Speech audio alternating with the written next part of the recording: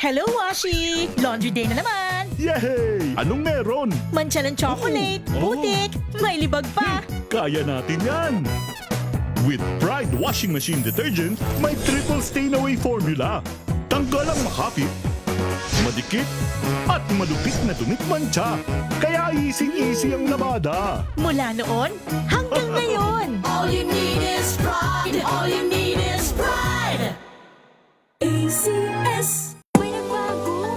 May arte. May budget. Akala nyo lang yon. So solid. White rose papaya. Wow, white rose. White rose papaya. Wow, white rose. White rose papaya. May glow up with white rose papaya. White Rose Papaya. May puti power times 2 kasi may papaya at niacinamide. May shea butter and tea tree oil pa. Kutis sulit ang glow May up. glow up with white rose papaya. White Rose Papaya. Kutis sulit ang glow up. ACS. Galalala Falcon. Galalala Falcon. Ang bango ng sampayan. Tara na magsayawan. Calefacton, amoy nakaka-joyful.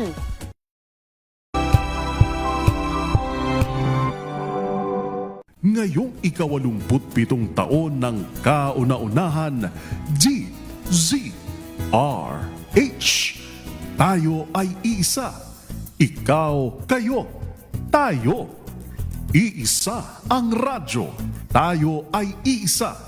Iisa ang nag-uugnay. Iisang radyo ang pinakikinggan. Tayo ay magkaisa. Dahil tayo ay Pilipino. DZRH 87 tayo. Saan ka man sa mundo, tayo iisa. Tayo Pilipino. Serbisyong tapat sa iyo. DZRH. Maagang balitaan, maagang usapan sa mga issue at balita. Kasama si Kuya Angelo Palmones sa Magandang Umaga Pilipinas. Mula Lunes hanggang Biyernes.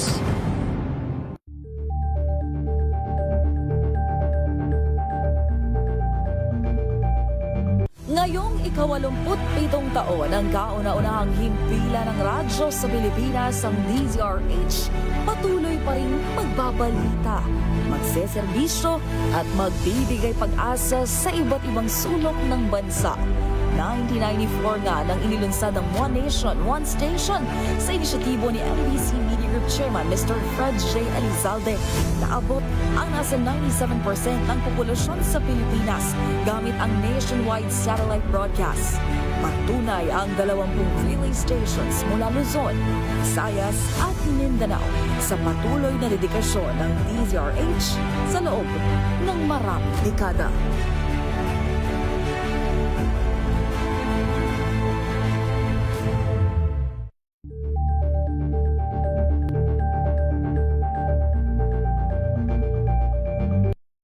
Mga balitang gigising sa inyong umaga. Mga balitang kailangan mong malaman. Mapapakinggan sa ACS Balita sa 2x2. Kalusugan, Lunas, Extension. Kasama pa rin po natin Dr. Irene Lim at pinag-uusapan nga po natin hindi pumapayat kahit nagda-diet. Ano nga po ba ang dapat gawin natin, Doc? Okay, so of course, kumain ho ng sapat na protina. So ang babawasan nyo ho is carbohydrates. Pero wag naman din ho kayong mag-high protein diet. Kasi ho overwork naman ho ang kidney. So yung tamang protein lamang ho, but you really need to balance. Oo. Basta ho talagang babawasan nyo yung carb. And you should know, ano ba yung mga carbohydrates? So, of course, aside from rice, bread, yung mga root crops ho, tulad ng potato, mais, sweet potato, mais, pasta, bihon, no? yung mga ganyan ho, cakes, pastries, lahat po yan carbohydrates.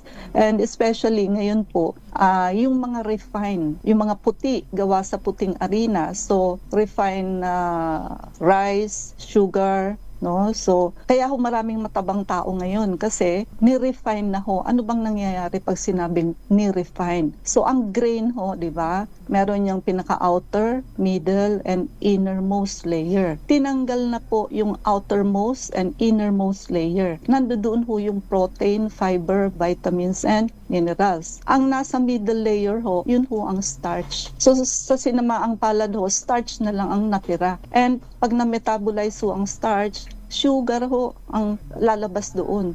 So, pag ni-refine na, middle layer na lang ho ang matitira, which is lahat po yun asukal na ho. While ang pagkain ho natin dati, hindi ganun. So, mas maputi yung rice ninyo, mas refine po yan. So, mas nakakataba po. Ha? Tuwang-tuwa kayo, sabihin nyo. Malinis. Yes. Oo, Ang di ba? puti ng kanin nila o natin. Sabihin, mamahalin yung rice. Hindi nyo ho alam, yan nga ho ang puro asukal na. Wala na ho. Kaya pag brown rice kayo, red and black rice, yan ho, complete grain pa ho yan. So, nandyan pa yung protein, fiber, vitamins, and minerals. So, isang parte lang ho yung asukal dyan. Kaya minsan yung mga talaga hong ang rice nila ay galing ho sa taniman nila sa probinsya. Ayan, mas healthy ho yan, hindi pa ho yan ni-refine. So, kung gusto niyo ho, lalo na kung diabetic kayo and nagda-diet kayo, palitan niyo ho ang rice ninyo. Mag-brown rice, red or black rice po kayo, no? Okay. And of course, bawasan ng asukal, pati ho processed food. Maglakad-lakad ho o mag-exercise ng regular. Ayan, matulog ho kayo ng 7 to 9 hours, di ba? Hindi ho nakakapag-perform ng lipolysis ang inyong liver. Pagpuyat kayo, so tataba po kayo lalo. And of course, kailangan nyo ho magpa-check ng blood sugar nyo, yung thyroid ninyo, baka hypothyroid kayo, at yung status ng liver. Kasi nga ho, pag fatty liver kayo, napakahirap hong pumayat. And tandaan ho na ang pagpayat, hindi lamang ho simpleng kumain ng kaunti. So, kailangan din hong tignan ang hormones, tulog, stress, metabolism, at mga possible sakit na nakakahadlang sa pagbaba ng timbang. Okay. Pero paano naman po, Dok, makakatulong ang blood cleansing, high-dose vitamin C, laser, UV, and ozone therapy sa pagpapapayat? Okay. So, yan ho ang tawag natin dyan, blood cleansing. No? So, sa atin hong Clinica Medica 101, isa ho sa layunin ng ating blood cleansing protocol, yung atin hong high-dose vitamin C, laser therapy, ultraviolet blood irradiation, and ozone therapy. So, ito ho ay nakakasuporta ng mas maayos na oxygen delivery, pati ho yung delivery ng nutrition. So, in short ho, yung circulation. No? So, numero uno kasi sa katawan, napakahalaga ng circulation. Kasi ho, sa loob ng isang oras, nakakapitong balik, 7 times delivery ang ating blood from head to toe. So ngayon, simula ulo hanggang paa, iba-ibang organs ho yan na naghihintay ng supply ng oxygen and nutrition ng 7 times. So kung traffic ho along the way, halimbawa sa loob ng isang oras, nakabalik lang ho yan ng mga 4 times. So, syempre, ang maidi-deliver niya hong oxygen and nutrition kulang. And kung ano ho yung pinakamahina ninyong organ, yan ho ang unang-unang magkakaroon ng deficiency o sakit. Kaya, isa ho ang circulation sa nai-improve ng ating blood cleansing. And yung iba ho, ginagamit ho itong complementary therapies. So, para makatulong sa pangkalahatang kalusugan at pati na ho metabolic function. Di ho ba yung iba nating binanggit hypothyroid, no? So, fatty liver. So, pangkalahatang kasi yan metabolism ng katawan, which is isa ho sa pinaka-basic at para ma-maintain ho natin yan na maging healthy yung atin hong circulation inside the body. Wala hong non-normal na metabolism kapag ho barado o pangit ang circulation, lalo na ho sa mga hypertensive and diabetic patient, no? So, ang mga type 2 diabetes palaging yan, usually chubby sila o mataba. Pati hypertensive patient, ganun din po. So, nagha-high blood na kapag tumaba na. So, isipin mo, ganun na nga, pagka high blood kasi, masikip ang ugat. Pagka diabetic ka pa, yung blood na nagpo-flow, malapot. So, masikip na, malapot pa yung dumadaang blood.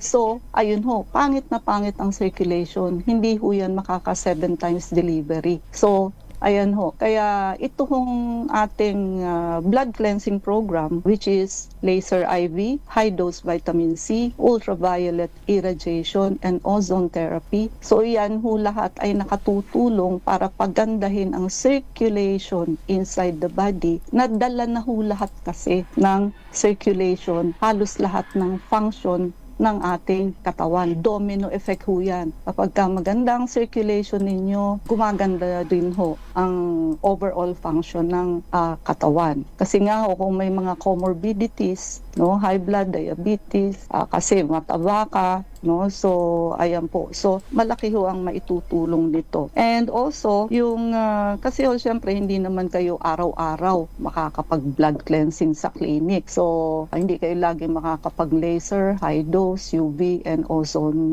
therapy. Now, ang isa sa makatutulong sa inyo sa pang-araw-araw nating katawan is yung atin Dr. Irene Lim's Herbal Coffee. Yan pwede nyong araw-arawin, pwede yan na hanggang 3 times a day. So 3 sachet sa isang araw. Simulan nyo ang umaga ninyo ng kape natin, sa dinner din po, and yung in-between nyo sa tanghali at hapon. So gaganda talaga ang inyong katawan at kadalasan nai-improve yung ating mga comorbidities sa katawan, whatever it is, no? Okay. So muli, Doc, para nga po sa mga interesado mag-avail nitong Dr. Irene Lim's Herbal Coffee at gayon nga rin po yung ating mga serbisyo sa clinic like yung blood cleansing, high dose vitamin C, ang inyo pong clinic address and hotline number. Okay. So banggitin natin yung promo, open pa by 2+1, malilibre nyo yung ating vector scan. Drip, pwede kayo magpa-drip kahit wala kayong check-up. Yung atin soap, IV anti-aging soap and IV whitening soap. Yan po ay naka 5+1, napakagaling magbanat at magpaputi ng skin. Beauty set, kahit ilang apply nyo pa lang makikita nyo na ang glow. Kape, of course, yung atin Dr. Irene Lim's Herbal Coffee. Para kayo maka-discount, by bulk ang gawin yung pagbili. By 10 boxes, discount of 50 pesos per box. By 20 boxes, discount of 90 pesos per box. And by 30 boxes, discount of 100 pesos per box. Napakasarap at napakasustansyang kape. Yung mga ayaw ng opera, gallstone, kidney stone, and barado ang puso, meron tayong non-invasive procedure na wala opera. Elderly, yung mga hirap na lumakad, magpa-treatment na